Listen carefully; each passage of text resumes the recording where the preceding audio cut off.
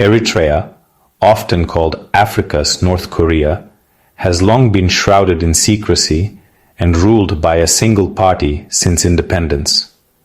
For decades, the country has remained isolated from the world, its borders tightly controlled, its people living under strict surveillance, and its government maintaining a tight grip on power.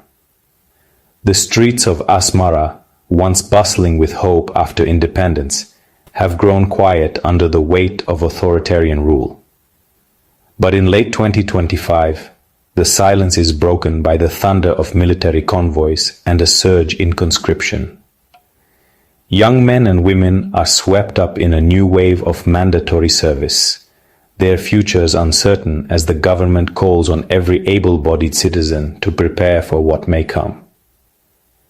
The atmosphere is tense, and families across the nation brace for the unknown. Along the Ethiopian border, Eritrea is amassing troops and hardware in a bold, visible show of force. Tanks and artillery rumble into position, and soldiers dig in along the rugged frontier, their eyes fixed on the horizon. The message is clear. Eritrea is ready to defend its sovereignty at any cost. This mobilization is a direct response to Ethiopia's demand for Red Sea access, a move Asmara sees as an existential threat. For Eritrea, the Red Sea is not just a coastline, but a lifeline, and any attempt to alter the status quo is met with fierce resistance. Behind closed doors, Eritrean leaders strategize, determined not to yield an inch.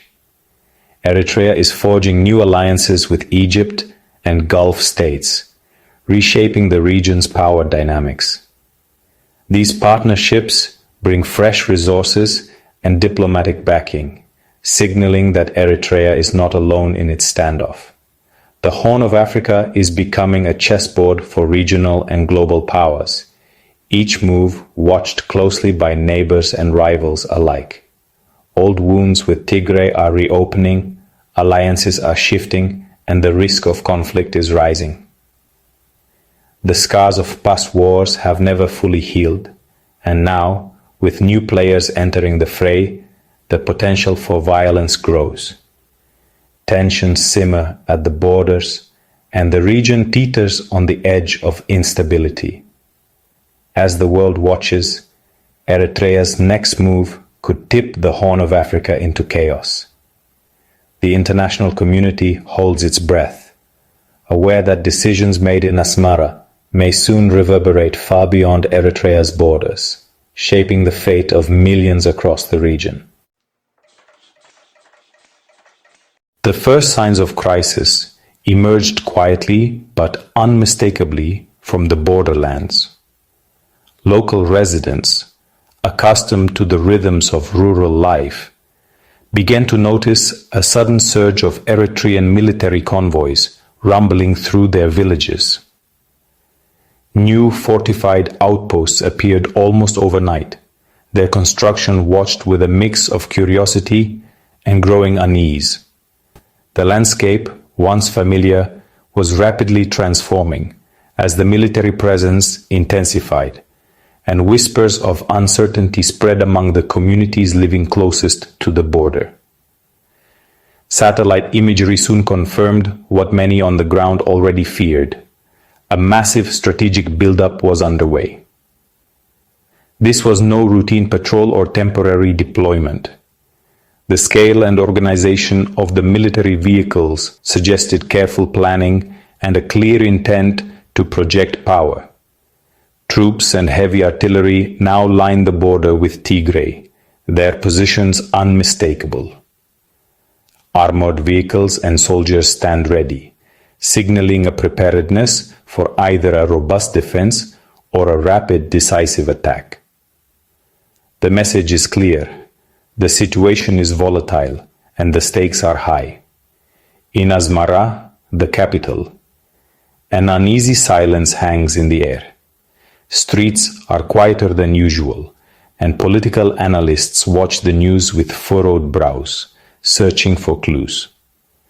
The government remains tight-lipped, fueling speculation. Is this show of force meant as a deterrent, or is it the prelude to a much larger conflict? For the communities living along the border, daily life has been upended. Checkpoints have multiplied, making travel slow and uncertain. Trade, once the lifeblood of these towns, has ground to a halt.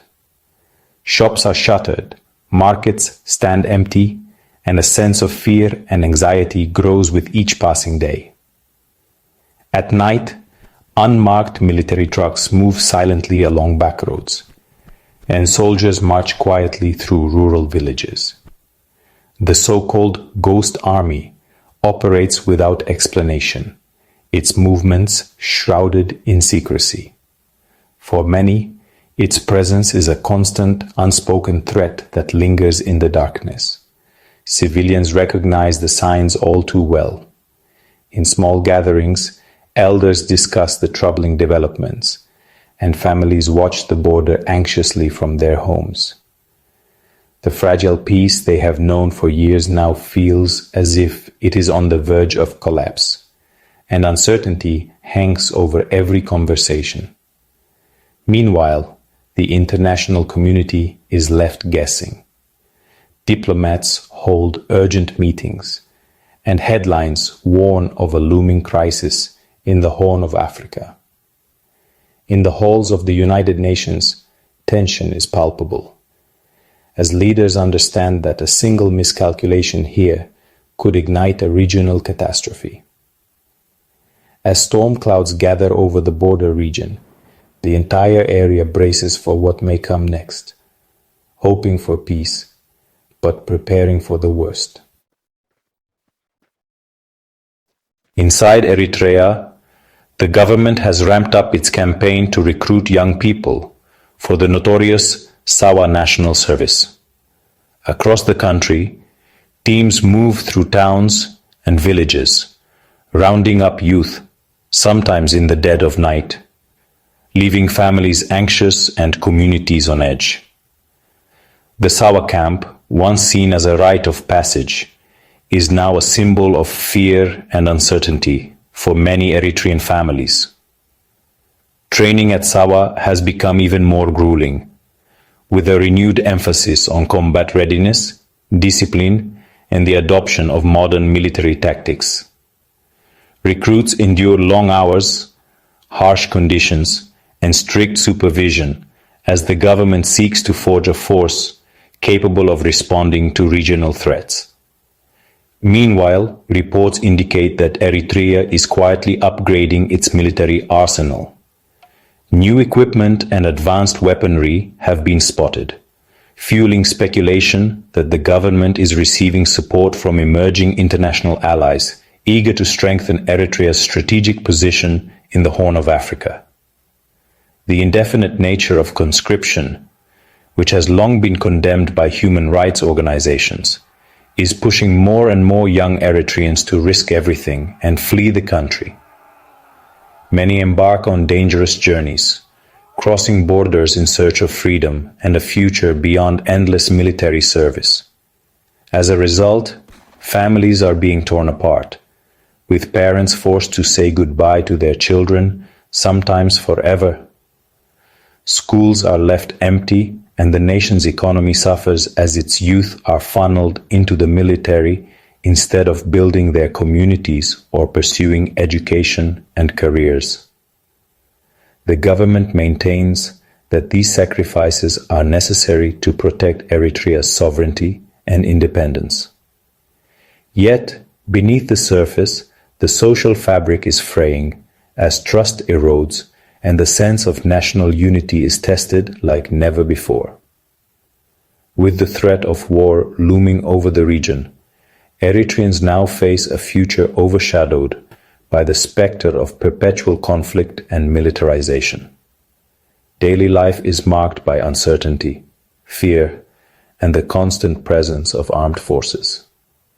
The question remains, how much more can the people of Eritrea endure? And what will it take for real change to come? The border standoff mirrors a political rupture between Eritrea and Ethiopia. Ethiopia's Prime Minister Abiy Ahmed's push for Red Sea access is seen by Eritrea as a direct threat to its hard-won sovereignty. President Isaias Afwerki has rebuked Abiy's demands, calling them provocations and warning of war. Ethiopia's formal accusations at the UN, alleging Eritrean support for armed groups, have deepened mistrust. Both nations have deployed troops to the border, creating a tense militarized standoff. Diplomatic channels are frozen, and mutual suspicion is at an all-time high. The region's two largest armies now face each other, with neither side willing to back down. The risk of open conflict grows with every passing day. Under pressure, Eritrea is breaking its isolation, forging alliances with Egypt and Gulf states. Egypt, wary of Ethiopia's ambitions and the Nile Dam dispute, finds common cause with Asmara. This partnership may include military cooperation and intelligence sharing, though details remain secret. Gulf states, especially the UAE and Saudi Arabia, see Eritrea as a strategic partner in the Red Sea corridor. These new alliances give Eritrea leverage and embolden its stance against Ethiopia. The conflict is no longer just bilateral. It's a regional chess match with global implications. Eritrea's transformation from pariah to power broker is reshaping the Horn of Africa. With powerful friends, Asmara is less likely to back down, raising the stakes for all. Tigray, once Eritrea's enemy, is now part of a new uneasy alliance. A TPLF faction, led by Debretsion Gebremichael, has reportedly joined forces with Eritrea to counter Addis Ababa. This realignment gives Eritrea a proxy inside Ethiopia, intensifying the three-way standoff.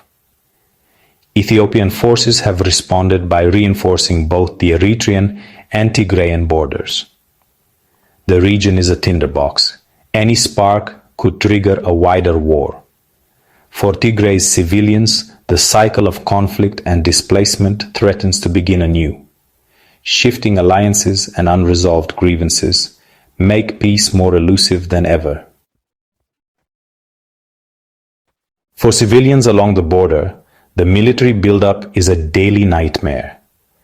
Movement is restricted, trade has collapsed, and fear is pervasive. Many remember past wars and recognize the warning signs.